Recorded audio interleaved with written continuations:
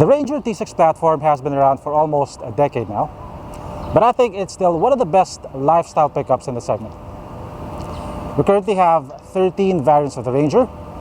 This one right here is the Ford Ranger XLT. It sells for 1.33 million pesos. Is it worth the money? Let's find out.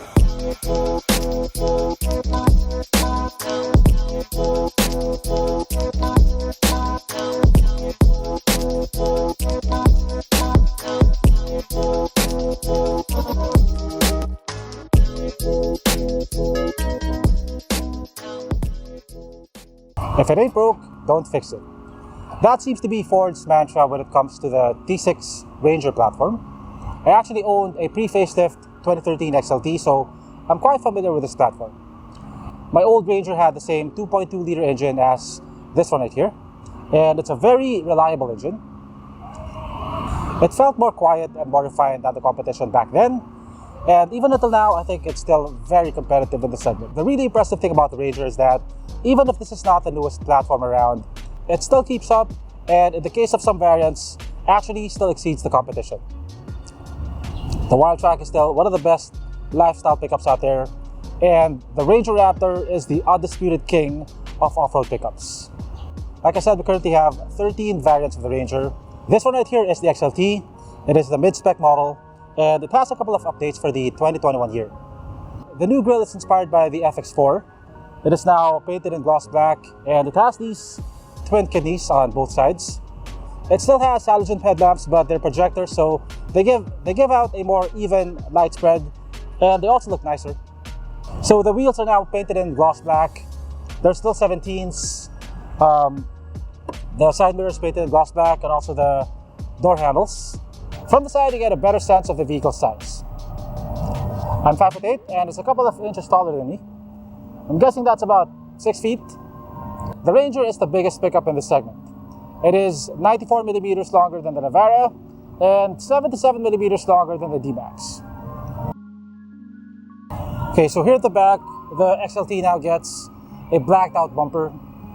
It still has 4 parking sensors. You still get the same halogen tail lamps.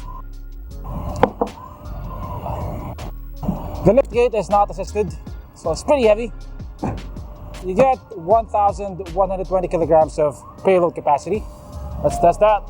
So you get 1,120 kilograms of payload capacity. The XLT comes standard with a bed liner. Over here you get a bed light, which is very helpful if you want to load or unload cargo at night.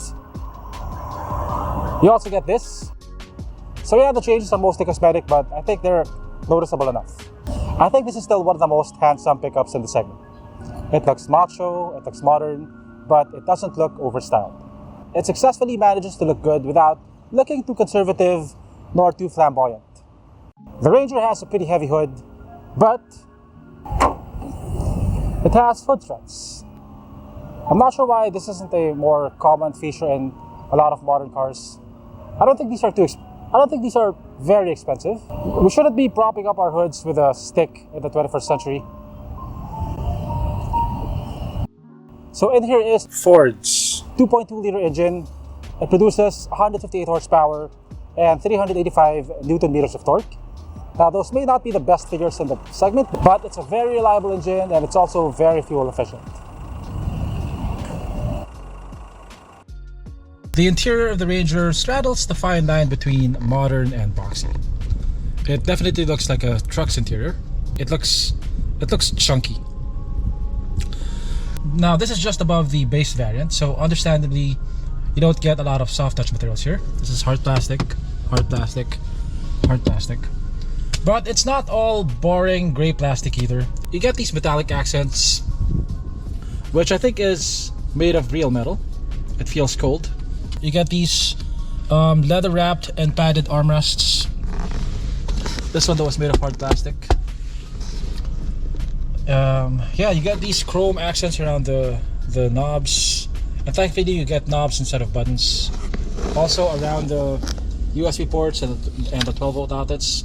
I think it just gives it a bit more contrast, which makes it look less boring. And best of all, you get this leather wrapped steering wheel. Now, I'm a huge fan of Ford steering wheels, especially the ones on the Everest and the Rangers. I think these are the softest steering wheels in the segment. Try squeezing this and try squeezing the steering wheel of a Hilux, and the difference is pretty significant. Also, the Ranger has electronic steering, so it has the lightest steering in the segment. You can turn it with one finger.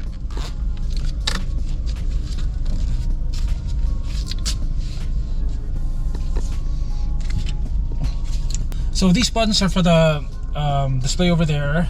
This is for your infotainment screen, for your hands-free operation. This is for your cruise control. It's standard cruise control, it doesn't have adaptive. So over here you have an 8-inch screen. Now, compared to its competitors in the segment, this is starting to get a bit small, but I think it's still very much usable. The resolution is pretty decent. It has Apple CarPlay, it has Android Auto. It doesn't have a reverse camera, but it has reverse sensors. In terms of connectivity, you have one USB port over here, another one over there. You have one 12-volt outlet over here. So the vehicle has a 6-speed transmission. You get a manual handbrake. You get power folding side mirrors. You get an auto dimming rear view mirror. Over here you have storage for your eyewear. The seats are covered in fabric, and they're both manually adjustable. Down here you got plenty of storage. By the way, this feels like it's made of metal. And also, one thing that I like about Rangers is that the doors feel very solid. When you close the doors, you get that very satisfying thunk. Okay, so the back seat, you have plenty of legroom. That's about 6 inches or more. Over here you have a 12-volt outlet. Yeah, you don't get air vents or USB ports. You also get a center armrest with 2 cup holders. Headroom is quite generous. I have about 3 inches of headroom. I think it's safe to say that the Ranger popularized the lifestyle pickup. Prior to the Ranger, most of the pickups were mostly utilitarian. They had basic interiors, they didn't get a lot of tech features, and the ride was terrible. So the Wildtrak, it set the standard for ride quality, for refinement, and also for tech. It was the first pickup in the Philippines to offer adaptive cruise control, automatic emergency braking, and then the Ranger Raptor was launched, and it blew everything else out of the water. So yeah, it's not a new platform, but it still keeps up and exceeds the competition, like I said. I think ambulance. I think in terms of ride quality, in terms of NVH levels, this is among the best in the segment. I mean, check out the noise insulation. That's with the windows down and with the windows up.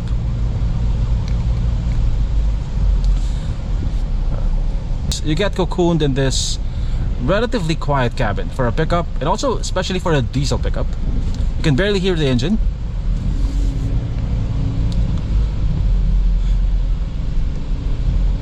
And even under hard acceleration, it's not excessive. The steering is very light, the lightest in the segment, but not as light as on the Everest. It has a bit of heft to it. Like I said, I love the steering wheel. It's very soft. I like squeezing it. One thing though, and this is also a problem on my old Ranger, is that you have a huge blind spot here where the A-pillar meets the side mirror, and you also have this speaker over here. So you have that blind spot in that area. And also, this is a very long vehicle, so the turning radius is pretty wide.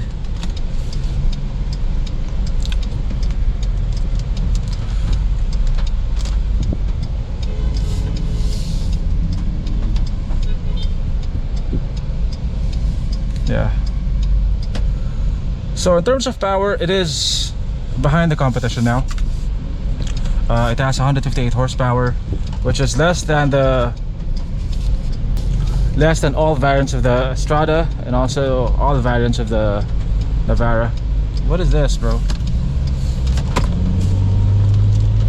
Yeah, but it's still enough for overtaking. If you're not really looking for a fast pickup, I think it's gonna be, you'll find it adequate. Yeah, in terms of handling, of course, this is a pickup, so body roll is very... Actually, it's not so bad.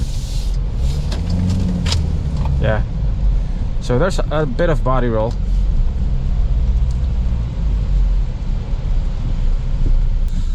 So in terms of fuel economy, I get 10.3 liters per 100 kilometers. I've been driving this for about an hour now in city traffic like this. Okay, so we're now on the highway. We're doing 100 kph. RPM is at 1,600. So at 100 kph, there's not much wind noise. There's not much tire noise either.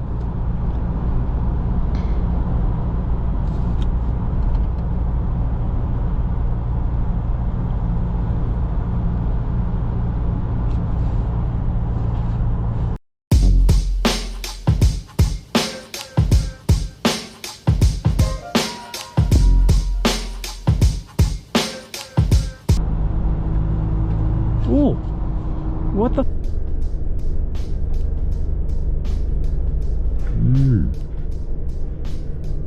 What the?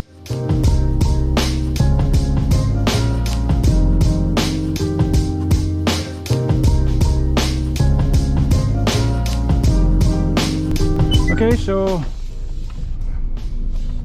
we're now at Petron. That was about turn left and then turn right. that was about 20 kilometers of driving. I got an average of 6.3 liters per 100 kilometers.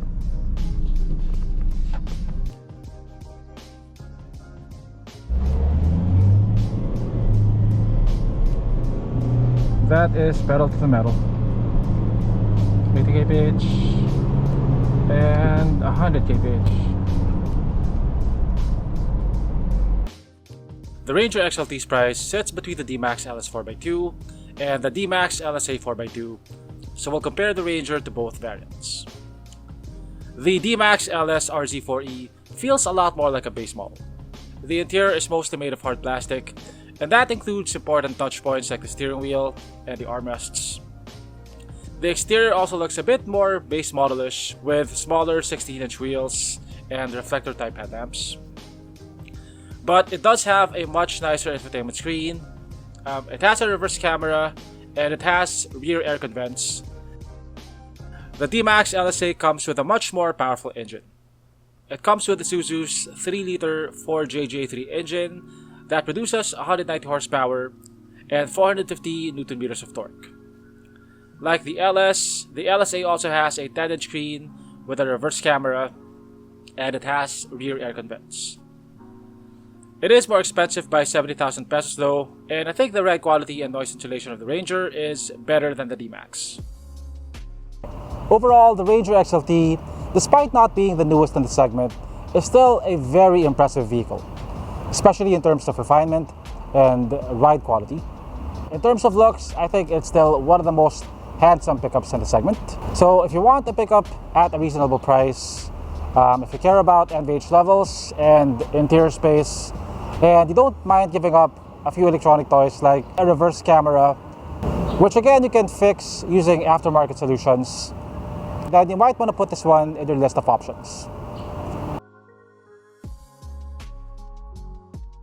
Guys, behind me is Reagan of Reagan's Rides. Let's check out how he does his reviews. Wag natin disturb. Check out his camera, guys. Okay, so behind me is Ju of Soju Cars. He has over 50,000 subscribers now. Yeah, so he's very good at improvising. Usually he doesn't have a script. Thanks for watching, and I'll see you on my next video.